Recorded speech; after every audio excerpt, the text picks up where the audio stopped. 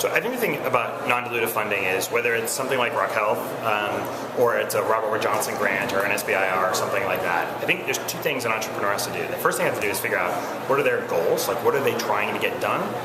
And most importantly, a lot of times those grants, they might look like they're a good fit, right? And recently there's been the rise of competitions and challenges, right? Let's make $10,000 doing this challenge and $100,000 doing that challenge. And it's really easy to say, well, I see non-dilutive funding and I know I can win that challenge, so I'm going to go do that thing. And that actually takes away from entrepreneurs' number one thing. You know what's more important than money is time. So it's really, really important for people to stay focused. So when you can find that fit between the right kind of non-dilutive funding and the right, what your goals of your organization are, it's brilliant. I think what happens is there's too few people actually keep looking for non-dilutive funding. So whether it's looking at the challenges on the Health to Dev site or anywhere else, or looking at what the government's doing in terms of non-dilutive grants, you've got to keep up with those things, but you've got to be really careful about also, like, is this taking me off strategy or not? So I think that's the big thing, is to encourage entrepreneurs to keep looking and then ask the hard questions, right? Well, one thing we've actually encouraged a lot of companies once they get a little bigger is to actually look at a lot of those challenges and say, if that's close to what your company is doing, maybe it's off by 10 or 15 degrees, could that be an interesting culture building thing to do?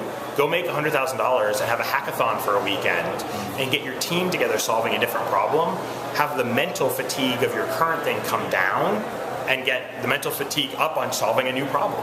Sometimes just changing your point of view a little bit, you know, it's worth it for a hackathon. You might not get the $100,000, but you might change your point of view and the way you see a problem, and then that's really valuable. So try to encourage people to look at non-dilutive funding. You know, I'm talking about hackathon, there's also 6 months Robert Wood Johnson grants and other things, so you gotta make sure it fits your strategy, but when it can be really powerful. I don't think you can just throw the baby out with the bath. I mean, if I'm a VC, I don't want to see you going after every single challenge. Like every time there's a new X Prize, I don't want to hear that you're going after it unless it really clearly fits with what you're trying to do, right? So just like any VC, like chasing money takes a lot of time, right? Chasing non-dilutive funding takes a lot of time. So you have to do the same due diligence you would do into the VC process, but it's there, and people forget that it's there and they don't take advantage of it. And I think they also underlook there's a really subtle line between lack of focus, meaning you're going after every single thing, and let's take a weekend, let's do a hackathon, let's change our point of view, let's use this to energize the team.